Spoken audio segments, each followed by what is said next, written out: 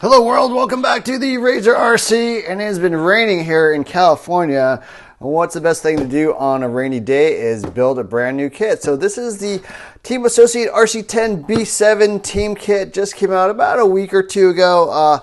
First major redesign, I think, in a long time for Team Associated. Probably like 7 or 8 years that the B6 has been out. And super excited because this is pretty much revolutionary. They went pretty totally different direction with this kit. So we'll have to see how this is. But yeah, it's pretty exciting to take a look at this.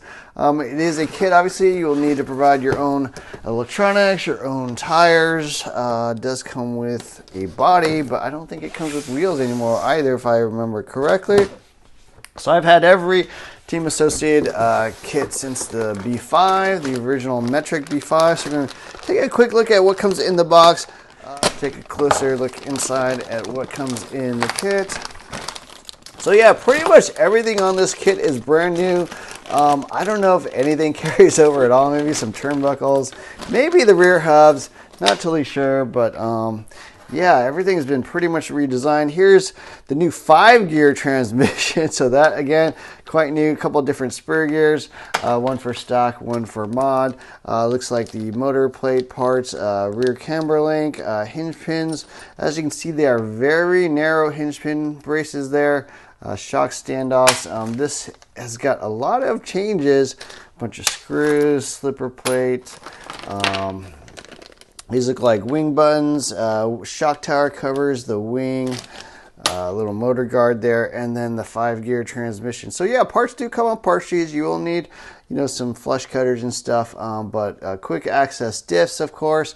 3 idler gears down the middle.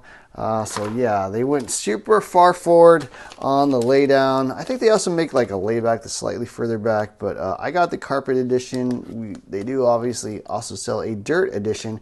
Here is the rear sway bars. Looks like the bolt for the slipper there, shock tower, slipper pads. I'm going to be setting mine up as a essentially a stock kit. So that's probably the most popular form of club racing here in the US. So a little bit different there. Here are the new side guards, new front arms. So super long arm vehicle, very narrow chassis here in the front. That is the bumper. Looks like some servo horns. Top brace also looks narrower than before. Looks like maybe part of the battery tray, not totally sure. It does come with an 11-gram ESC tray, front shock towers, very narrow 0-degree pivot block. So yeah, those are all new parts. They will not carry over from your B6. Here are the rear arms, pill systems, hinge pin braces, the rear hinge pin brace, gear differential, of course, 4-gear. I don't know if they made any changes to this. I don't recall. I think it might be shared with the B6.4 now. But yeah, it looks like battery mounts. Not sure what these are. It looks like the battery tabs. All new body, of course. It is very, pretty cool looking. Kind of a mid-cab, I'd say. Very low profile. All new wing as well. So this is a little bit different. It does have these little, swirly doos, whatever you want to call it. Shock and diff fluids, 30 weight shock fluid, and 35 in the front, 30K for the diff. A little bit of black grease. Here are all the bearings it comes with. I am going to be throwing on a bunch of Witz upgrades, so shout out to Witz for supplying a bunch of hop-ups. So we've got a lumen fan, definitely to keep your motor cool in that stock car racing. Some nice green wing mount buttons, that's pretty cool. Battery tab pulls, so that's pretty nice. I have not actually used this style before. I usually just have the 5mm, but with that little holder, definitely makes it easier to pull the battery out of your your LiPo. And then nice little shiny green wheel nuts. Those are pretty cool. Hyper light, serrated aluminum, lightweight. Ceramic bearings, you can definitely never go wrong with these. We do have a 20% off coupon code. I would recommend getting ceramic bearings at a minimum. They will definitely free up the drivetrain. And then probably the second upgrade I would recommend is getting a titanium turnbuckles. Those lightweight, strong turnbuckles. And they do come in a few different colors, sort of a natural silver, green, and black. So yeah, a lot of cool hop-ups we're going to be throwing at this thing and to perform as best as possible. These are the rear hubs. Looks like they got a couple different mounts. I'm not sure really if there's different degrees or what. 3.5 millimeter turnbuckles. I will be replacing those as I mentioned. The nice little ball cups that work pretty well. These are the shocks. Those 13 millimeter bore shocks. Does come with X-rings. Does come with, I think they're machine pistons nowadays. Yeah, it looks like machine pistons. So pretty smooth. The what do you call them? Carbon nitride coated shock shafts. Some people go with polished chrome. Up to you, but that's what comes in the box. Front wing. Looks like we got the front.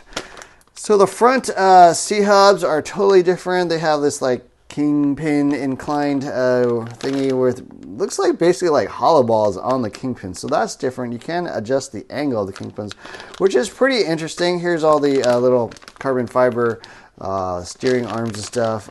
So yeah, a little bit different. Certainly some changes. These are the spindles that are changed a little bit as well. So yeah, wide arms, kingpin, inclined spindles on the front. And then here is the chassis. So again, very different chassis. The most notable feature is this super skinny hinge fin braces on the front and the rear. So really long arms, really narrow pivot. Yeah, very different overall. I do think the EC tray matches as before, but it looks like you also have cutouts for a different style servo weight if you want there in the front. And then yeah, here's the manual, some double-sided tape, some stickers, decals for your kit. I don't think they're pre-cut. If I remember correctly, Associated stickers are not pre-cut, but yeah, that's a quick look at what comes in the box. Next thing we gotta do is put this thing together. 5 hours later. Okay, we got it all put together. Over here on the left, I actually have my B6.4 that I stole all the electronics out of and just put them right here on my B7. Just quick look at it side by side. You can see it is a little bit different. I mean, definitely the narrow pivot here on the right with the B7 with the longer arms. Different, sort of front sway bar mounting. The other one kind of looked like this. Much wider pivot. The kingpins and spindles and hubs are quite a bit different here on the right or the top. You can see that it is much more inclined, totally different redesign. Even the way that the front camber link mounts is quite different than the old sort of horizontal style. Now it's now vertical to vertical, a little bit different there. Shock tower looks a little wider, a little bit taller, it looks like to me. I don't know, maybe just depth perception or something like that. Down the middle, you can see the servo saver is servo mount is quite a bit different. It did have aluminum blocks with the plastic top piece in the B6.4. On the B7, it's just a single plastic piece wrap around. Seems like it's got a bit of flex, a little bit of give in it, so a little bit different there. ESC tray is exactly the same, so I just unbolted it out of my B6.4, mounted it right there on the B7. No issues there. Definitely see like the battery strap is quite a bit different. The old one, which no one really liked, I certainly didn't. And then the much more modern style tabs that you have on the B7. So the motor is quite a bit more forward, as you can see on the left, axle to axle. It's good, probably 3/4 inch or so more forward on the B7. So it's got that 5-gear transmission, certainly a lot different. And then the back of the vehicle, yeah, the shock tower cover is more full style than the old one. The hubs and stuff looks somewhat similar. They do have a high center one and a low center one on the new one.